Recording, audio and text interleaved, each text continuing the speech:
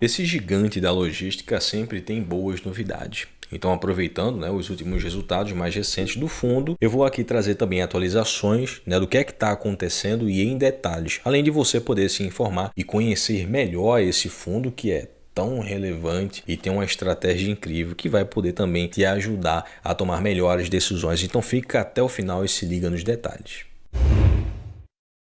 O fundo, na última emissão de cotas, reforçou o caixa já na intenção de fazer novas aquisições. Então, uma nova compra já era prevista para acontecer. A gente sabe que os fundos do Credit Suisse e Hedging Grifo têm essa característica de crescimento através de aquisições. E a gestão do HGLG também tem essa característica de comprar imóveis que têm potencial de expansão. Inclusive, está fazendo expansões nas áreas úteis de alguns imóveis. A gente vai ver mais para frente. Essa aquisição mais recente fez com que muitos investidores, muitos cotistas, ficassem otimistas e as cotas acabaram sendo negociadas até um pouco acima do valor patrimonial, indo, lógico, na contramão do mercado, já que o cenário inflacionário, esse cenário macro que a gente está vivendo é desafiador. Por mais que tenha boas notícias de deflação mais recente no IPCA e notícias boas da política monetária lá nos Estados Unidos. O HGLG ele pagou 70% no fechamento e o restante ficou em parcelas para serem pagas em torno ali de 18 meses. Esses dois imóveis comprados pela Log Commercial Properties, eles estão localizados lá em Minas Gerais, em Betim, para ser mais específico. Uma está localizado numa área bem estratégica, como você pode ver aí na tela, próxima a rodovias importantes, aeroporto, e essa área ela é rodeada também, inclusive, por grandes centros urbanos, o que vai dar aí ao locatário grande vantagem, já que o imóvel ele é monousuário. A área bruta locável do imóvel é quase 96 mil metros quadrados. Ela está em fase de finalização e vai ficar pronto aí já no terceiro trimestre desse ano, tá? Foi um total aí de quase 244 milhões de reais. O modelo do imóvel é Build to Suit, ou seja, é um imóvel que ele é capaz de se adequar a qualquer tipo de locatário e isso deixa o imóvel muito mais atrativo para um locatário logístico. O outro imóvel adquirido é um grande condomínio logístico multiusuário com 8 grandes galpões, são quase 138 mil metros quadrados que estão sendo locados por empresas de médio e grande porte. Foi uma compra de quase 210 milhões de reais. Esse imóvel em específico, ele está localizado numa área geográfica extremamente estratégica. Quando a gente analisa um fundo logístico, é isso que a gente tem que olhar quando o fundo faz aquisições de novos imóveis, porque assim diminui o risco de vacância futura, já que o imóvel ele tem esses benefícios para o locatário. Isso significa ter mais eficiência logística. Lembrando que a Log Comercial ela é uma empresa listada em bolsa. E esse condomínio logístico ele requer um pouco mais de burocracia, já que os outros acionistas, os acionistas minoritários, eles exercem o direito de tag along, a venda conjunta. Mas é algo que é fácil de se resolver e já está sendo tudo acertado. Sim, são ótimas notícias, que tornam o fundo quase que indispensável numa carteira focada em rendimentos e crescimento para o longo prazo. Mas é importante observar também a vacância, porque o fundo ele adquire imóveis que se financiam por meio de CRIs e o fundo também precisa se alavancar nesses momentos, mesmo que ele tenha feito novas emissões de cotas recentemente. Então, uma coisa que o fundo fez em seguida foi demonstrar um provisionamento de pagamento caso o cenário macro piore. No pior dos casos, o fundo teria que usar os 5%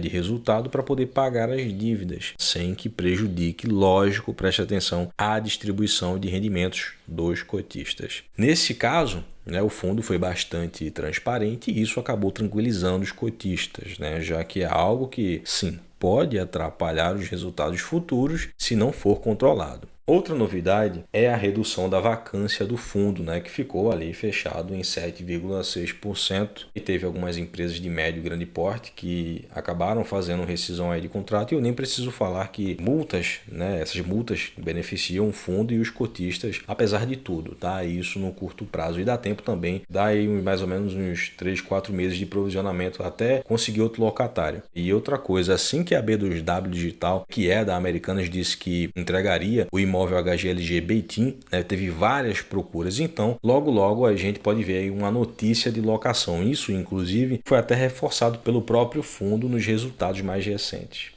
Lembrando que em Minas Gerais a vacância está em menos de 5%, tá? O fundo está com uma vacância baixa, dado esse momento econômico que a gente está vivendo. Antes que eu me esqueça, eu não sei se você lembra do HGLG Itupeva, né? E caso você não saiba, é bom que você já conhece um pouco mais os ativos do fundo. Enfim, o imóvel estava em fase de expansão, né? E já está sendo finalizado. Era a fase 1 de expansão do complexo logístico, né? E a fase 2 já está em andamento. É um baita de um empreendimento, tá? E é importante a gente ficar de olho nisso. É um fundo que se expõe muito ao desenvolvimento nessa questão. Como eu falei antes, os fundos do Credit Suisse têm essa característica de expansão e eu considero muito agressiva e, claro, isso gera uma valorização maior nas cotas ao longo do tempo. É uma gestão ativa muito eficiente, inclusive também no controle da alavancagem, dado as expansões, né, e o desembolso de caixa que o fundo tem que ficar fazendo.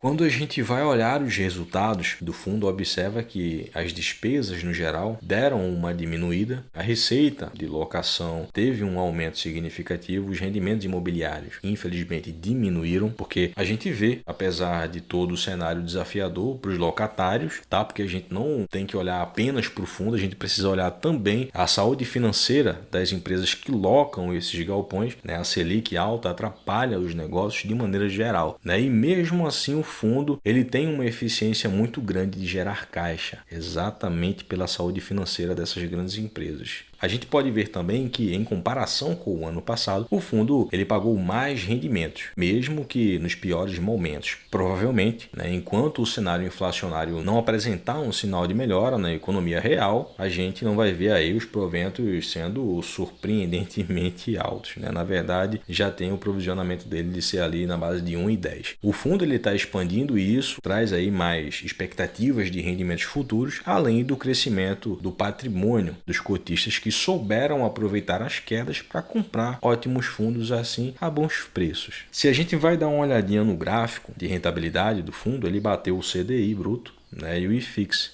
isso nos últimos 12 meses, tá? Então não é à toa que a cota está sendo negociada acima do valor real, do valor patrimonial, já que o fundo ele é confiável e apresenta uma variável risco-retorno excepcional. O HGLG, atualmente, ele tem 20 ativos no total e eles estão localizados nos estados de São Paulo, Santa Catarina, Rio de Janeiro, Minas Gerais e aqui em Pernambuco também, como você pode ver aí na tela. A média de período contratual tem aí um prazo de 3 anos e meio e a grande maioria, né, é para depois de 2023 e são indexados na minoria pelo IGPM e a grande maioria dos contratos pelo IPCA, que é muito bom. O fundo pagou aí um yield atualizado de 9,33% em 12 meses e a taxa de administração eu considero muito baixa, né, dado o desempenho da gestão ativa, tá? É de 0,6% ao ano, né, sobre o valor de mercado negociado em bolsa. O valor de mercado do fundo é de 4 bilhões de reais. O valor patrimonial por cota agora está R$ 146,26. O HGLG ele tem mais de 333 mil cotistas, né? Eu nem preciso falar que a liquidez ela é muito boa. Olha,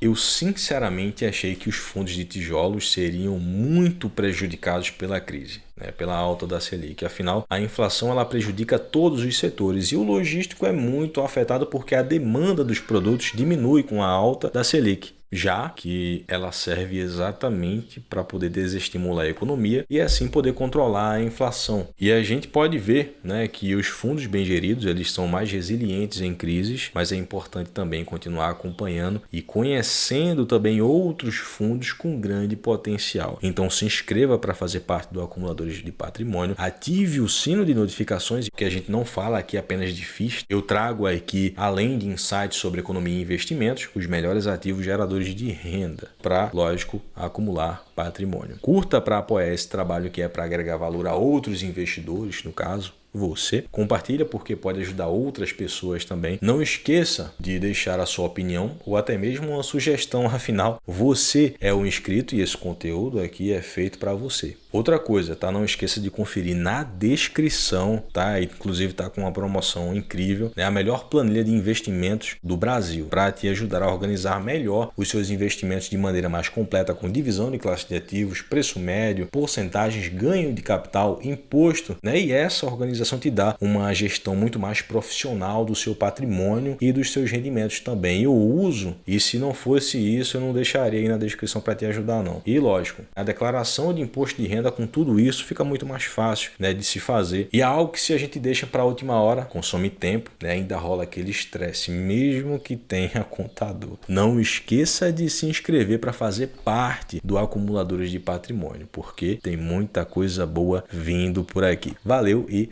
até a próxima.